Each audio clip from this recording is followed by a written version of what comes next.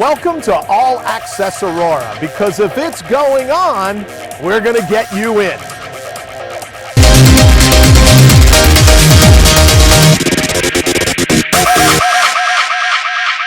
For the 2013 version of Dad's Big Day here in the city of Aurora, you'll see firsthand that we may be, when it comes to the state of Illinois, second in population, but we're most certainly first in vision. This Father's Day weekend, we'll be kicking off a vision over 8 years in the making. Now, I don't have to tell you, in this day and age, in order to get a project of this size complete, you need community involvement, you need corporate involvement, but you also need a leader. You need a politician that's willing to see it through from A to Z, to shepherd the project, to keep it going. You most certainly need a leader that is willing to spend some political capital. Let's go say hello and learn about that concept from His Honor, Mayor Tom Weisner.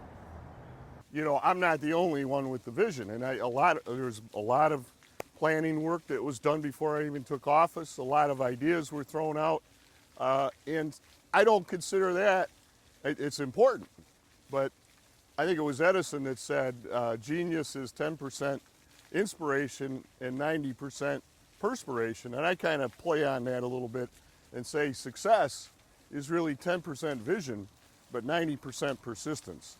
And if that's, and when I look at it, it's the persistence part that so seldom happens, that a lot of people, a lot of visions, a lot of plans go on shelves and sit there forever. And what I felt when I came in is we've got to perform, we've got to persist, we've got to make that vision real. And there's so many people in this community that have helped make that happen that I can't tell you how much I appreciate it. But it makes me proud, and I think it's made all of them proud of what we've accomplished so far. And we've got more to do, but we're getting there. Even in a time of recession, we took the measures we needed to take to make sure we were financially stable. But we didn't just sit back and say, we're going to wait this out. We continue to move forward. We built a brand new police facility, which has had a lot to do with a huge reduction in crime in Aurora. One of the safest cities of this size in the country now. We have a brand new public library that's now under construction. Waubonsie Community College built a full one-block campus in the city of Aurora. River Edge Park is opening on Father's Day itself. We're actually looking at phase 2 of the park that would include a bridge across the river so we can utilize the west bank, but also create greater access from the west side, both to River Edge Park, but also to the commuter station, help redevelop our historic neighborhoods because they'll have ready access to those amenities. I'm sure you're familiar with the term location, location, location. And that was most certainly the case when it came to picking Aurora's first library building, now the Grand Army of the Republic building. But when it came to picking the site for River's Edge Park, location was just as important. We're going to go ahead and head over to the Aurora Transportation Center, start to kick this thing off. You know, from the vision of the River's Edge Park and getting it off the ground, all of that it was a huge endeavor, requiring a lot of levels of government coming together, the business community, foundations, and citywide support. From the inception, there was a lot of community input in terms of what would you like to see at this River's Edge Park. So there's a lot of things behind the scenes for years to make this a reality. Park, people wanting to have their existing events moved to a River's Edge Park. There isn't a day or week that goes by that we don't get inquiries asking about that. We're seeing long-standing festivals that are moving to River's Edge Park. We're seeing 5Ks and half marathons being moved downtown because of River's Edge Park. And a lot of these, because of River's Edge Park, are getting unprecedented attendance. People just want to be in those races, which is the hub of our transportation from the train station, buses, taxis, all coming out of here. We also have the post office, which is a lot of people pass through here. Natural synergy of people just passing through here all day long. We're very excited to share with you the first sneak peek inside of River Edge Park and give you a behind-the-scenes idea of not only the vision, but the planning that went in to making this one of the coolest venues on our planet. So it all really started with the architect's vision, and you can see the way that the park is designed. It's kind of on a curve, and it embraces the river. You know, that's one of the things we thought about, embracing the natural river habitat here. We thought about the experience that the guests are going to have when they come in, from the way the entrances are situated to where the vendors are, to you know, to the modular seating in the front, to the experience that you're going to get up in the skybox, the VIP experience that you're going to get up there. And then we also worked real closely with the Summerfest people. They have built numerous stages, so they know all the ins and outs, the do's and don'ts. So what we got from them is we got the do's, but we also got the don'ts, which is really, really important because you only have one chance to get this right. Really fortunate is Telesky Sound out of Chicago. They designed the sound for Millennium Park. So they are our sound designers, so we really feel fortunate in the fact that we were able to get them to do this. You can see right behind my shoulder here on the stage, you can see these big grids that are there. So we're going to fly the speakers from those grids. So you ever been to a concert and you have, you know, 10 feet of speakers in front of you and are on the very edge of the stage, and the first 50 feet are just, you know, you can't hear for 3 days because your ears are ringing? Well, if you fly the speakers, you get a more distributed sound, you know, all the way across. And then if you can notice on the light standards that we have, there is 1, 2, or sometimes even 3 speakers on those, and they're all strategically angled throughout the park all the way to the back of the hill. So it's obviously beautiful today. You can see it right here. I mean, it's a gorgeous park.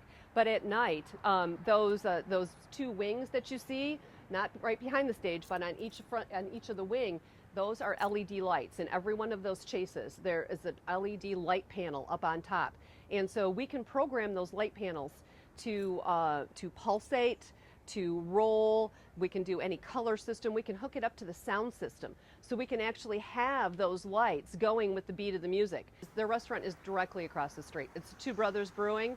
So not only are they going to serve a little bit more atypical festival food that you're going to get in there. They're all organic and local, so you're going to get a better food, but it's still going to be a great price point. We've really worked hard with them to keep that price point low.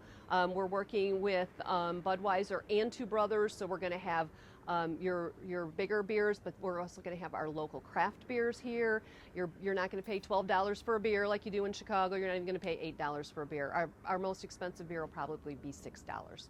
So it's going to be an affordable place. And with the shows that we have booked this year, we have everything from free and $5 shows, you know, all the way up to $125, depending on if you want to buy a ticket for the rooftop deck. So, I think the variety of what's going to be here this year. I mean, we know that we're a very diverse community in a very diverse area, so we have pretty much something for everyone. So I think that the Paramount has worked really hard on making sure that it happens first year, and we kind of build our reputation. And so we're just really looking forward to a great, fun season. But Aurora doesn't just have a rich history in the performing arts. River Edge Park will help to complement the great music and performance venues that are already a part of the city of Aurora. Aurora has always been a magnet for such incredible talent. We've had everything from comedians to Broadway entertainers to, in addition, our own Broadway. Talent that you can't even imagine has been here. We start with the Copley Theater, an intimate 216-seat theater, perfect for a comedian, perfect for a quartet, perfect for just that kind of experience. Then we go across the street to the Paramount, the 1,800-seat most beautiful theater you have ever seen, where I myself have seen comedians like Brad Garrett and Rodney Carrington. I've seen musical entertainment, the oldies but the goodies, and the up-and-comers like the Scotty McCreerys of the world. And now, to put the period at the end of this perfect sentence, we add River Edge Park with an over 9,000 seat capacity, beautifully seated next to the Fox River. It presents itself like nothing you have ever seen before. And we are so looking forward to having entertainment, starting with our Blues on the Fox Festival, that's going to culminate on Saturday with nothing less than the best Buddy Guy. And then after 2 days of blues and rockin' and rockin' and rockin', we're gonna go into Sunday and we're gonna have our amped up adventure race. where fathers can come and celebrate Father's Day and be cheered on by their families as they run, jump, bike, swim, do whatever fathers do on Father's Day. So don't miss it. Make sure you're here and come join us in Aurora, where there's always lots to do and all kinds of entertainment. Obviously, a very integral part to this Father's Day celebration is the 17th annual Blues on the Fox. What you may not know is that the history of blues and the city of Aurora go back a lot farther than that. Let's take a look at some of the very rich history that is the Leland Towers and why it was so instrumental to first bringing blues to the city of Aurora. At the top of the Leland Towers was the infamous Sky Club, where many blues artists, not only blues, but jazz, Hawaiian musicians, all kind of music took place on the Sky Club for years and years and years and years. And that is exactly the location of the historic recording sessions that took place in 1937. 10 or 12 blues artists convened here in Aurora at the Leland Towers to record over 15 or 16 tracks of some of the most historic blues music known to man. The seminal Sonny Boy Williamson recorded the original version of Good Morning Little Schoolgirl here. And Good Morning Little Schoolgirl has to be, in the history of blues, probably one of the 10 top blues records of all time. So my involvement in the Blues on the Fox is kind of a natural thing, and I do it. It's a volunteer basis. We don't get paid for this. We're all volunteers that work on this festival, and it's for the love of the game is why we do it. And now it's time for the hat trick, the trifecta, the third jewel that is the Triple Crown of the great city of Aurora and this Father's Day celebration. You know, when you think of adventure racing, be honest, you think of Borneo, South America, the Rocky Mountains, maybe even in Alaska. But what if I told you there's an adventure race testing your ability at running, biking, kayaking, even an obstacle course? And it takes place right here in Aurora. We're going to learn right now from an urban athlete, a father, and why he's so fired up, so amped up, if you will, about this particular Father's Day weekend. You know, I'm an urban athlete, and I don't think you have to live in the woods to enjoy the great outdoors. You know, here we are in downtown Aurora. We got, you know, one of the best rivers in the state running right through our downtown. We've got one of the biggest networks of trail systems anywhere in the state. All congregates right in downtown Aurora. We got 43 miles of the Fox River Trail, 57 miles of the Illinois Prairie Path, 22 miles of the Prairie Trail, 11 miles of the Gilman Trail, and at the center of it all is River Edge Park. Before you think that the amped up adventure race is just for fathers on Father's Day, there are all kinds of athletes that are fired up not only about adventure racing, but doing it and training for it right here, the beautiful city of Aurora. Just because it's right here, right downtown, you can train all downtown. You got the trail, you can run, you can bike. I like to run this trail. It's beautiful. You got the scenery, you got the wildlife. You got a lot of good hills that you can run. I like to run the stairs around here just to get a different feel for everything. You can also, if you want to cross train, go and grab a canoe, a kayak, work your upper body, roll down the river, and it's just such a pretty thing, and it's right downtown. It's not like 20 minutes away or anything. It's not a gym. Like, you don't have to pay for it. It's all free, and it's just a beautiful thing. I love it. Now to put the cherry, put the icing on the cake, if you will. How'd you like to know that the amped up adventure race this year, for the first time, begins and ends in River's Edge Park? But that's not all. It's a great course. Let's go ahead and take a quick look. So we're starting our amped up adventure race downtown Aurora at River Edge Park. We got a 17-mile course that involves running, biking, kayaking down the river, and an obstacle course. And so in the middle of the second largest city in the state, we cross one street in our 17-mile race course, and I think that's pretty cool. You can compete as a serious competitor, and you can do all four legs, or you can do a relay team where you get four of your buddies, and one of them does the biking, another one does the running, another one does the obstacle course, and another one does the kayaking.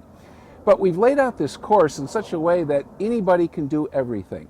The run, last year was 97 degrees. Most of our run is under a canopy of trees on the Fox River Trail, so you're shaded, there's water stations, it's very comfortable.